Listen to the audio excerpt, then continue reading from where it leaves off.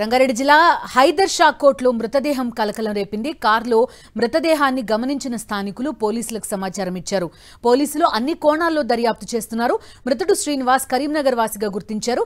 హైదర్ షా కోట్లో cab driver గా పనిచేస్తున్న శ్రీనివాస్ 3 రోజులుగా ఇంటికి వెళ్లనట్టుగా గుర్తించారు. హత్య లేదా ఆత్మహత్య అనే కోణంలో పోలీసులు దర్యాప్తు చేస్తున్నారు. హైదర్ షా కోట్లో కారులో మృతదేహం కలకలం రేపింది. రంగారెడ్డి జిల్లా హైదర్ షా కోట్లో కారులో ఉన్న ఈ మృతదేహాన్ని స్థానికులు గమనించి పోలీసులకు సమాచారం ఇచ్చారు. పోలీసులు అన్ని కోణాల్లో దర్యాప్తు చేస్తున్నారు. మృతుడు శ్రీనివాస్ గా గుర్తించారు. ఇతను కరీంనగర్ కు చెందిన వ్యక్తి. హైదర్ షా కోట్లో క్యాబ్ డ్రైవర్ గా పనిచేస్తున్నాడు శ్రీనివాస్. 3 రోజులుగా అతను ఇంటికి వెళ్లలేనట్టుగా గుర్తించారు. హత్య లేదా ఆత్మహత్య అనే కోణంలో పోలీసులు దర్యాప్తు చేస్తున్నారు. శాంతినగర్లో ఓపెన్ ఏరియా పార్కింగ్ ఏరియాలో వెహికల్ TS10UA 8026 ఈ కార్లో డెడ్ బాడీ ఉందని మాకు సమాచారం రాదు. ఇక్కడికి వచ్చినాము. అక్కడ దాంట్లో Srinivas son of Devaiah age 40 years cab driver own cab నడిపించుకుంటున్నా. ఒక 3-4 days నుంచి ఇంటికి రావట్లేదు. కండక్టర్ మధ్యలో తీసుకెళ్తుందని చెప్పేసి తెలిసింది ప్రైమరీగా. దాంట్లో ఇది ఓపెన్ ఏరియా పార్కింగ్ కాబట్టి బస్సులు స్కూల్ బస్సులు అన్ని ఇక్కడ పెట్టుకుంటారు. ఆయన కూడా నైట్ వచ్చి ఇక్కడ బహుశా కార్ పెట్టుకొని పడుకున్నట్టున్నారు. విండోస్ అన్ని క్లోజ్ చేసుకోవడం వల్ల బహుశా సఫోకేషన్ అయ్యి ఆక్సిజన్ సప్లై అంతా సరిపోక చనిపోయి ఉండొచ్చు. హైదర్ షా కోట్లో క్యాబ్ డ్రైవర్ గా పనిచేస్తున్న శ్రీనివాస్ కారులోనే మృతి చెందాడు. ఇది హత్య లేదా ఆత్మహత్య అనే కోణంలో పోలీసులు దర్యాప్తు చేస్తున్నారు. పూర్తి సమాచారం ఇస్తారు మా కరెస్పాండెంట్ సాయి కిరణ్. కారులో వ్యక్తి మృతి చెందడం ఇప్పుడు కలకలం రేపుతుంది. అయితే అనుమానాస్పదంగా డెడ్ బాడీ గుర్తించడంతో పోలీసులు అక్కడికి చేరుకున్నారు. అయితే ఆ డెడ్ బాడీ శ్రీనివాస్ గుర్తించారు. శ్రీనివాస్ భార్య ఉన్నారు. ఏం జరిగిందమ్మా? ఎప్పుడు చనిపోయాడు?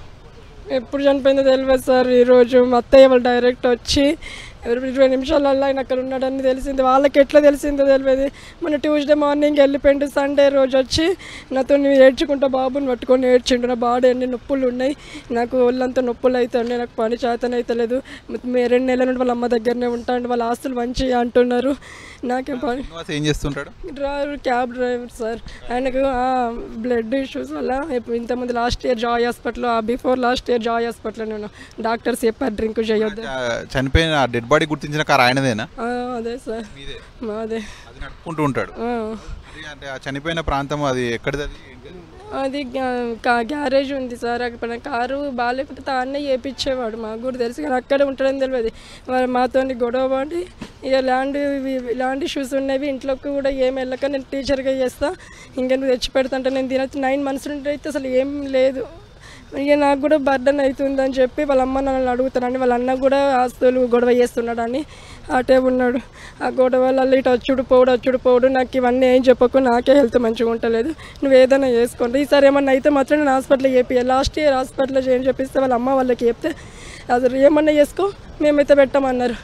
మీ భర్తను ఎవరైనా చంపారా లేకపోతే ఆయన ఆత్మహత్య చేసుకున్నాడా? ఆత్మహత్య చంపడం అయితే తెలియదు, కానీ డ్రింక్ చేసి మామూలుగా పడిపోయి ఉన్నాడేమో నాకు తెలుసు. చాలా డ్రింక్ ఎక్కువ అలవాటు అయిపోయింది, బాగా డ్రింక్. అనుమానం వ్యక్తం చేస్తారు ఎవరి మీద?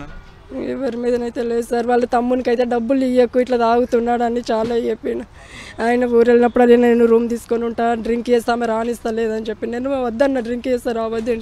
కారణం ఏమైనా చెప్పిరా పోలీసులు? అంటే ఏదైనా తాగి చనిపోయినా లేకపోతే అక్కడ మీకు ఏదైనా కొట్టినట్టు? అది డ్రింక్ సీస్ ఒకటి పాటు ఉన్నది. గ్లాసులన్నీ మేము వెళ్ళేసరికి నిండేసుకొని ఉన్నాడు. సృజన్.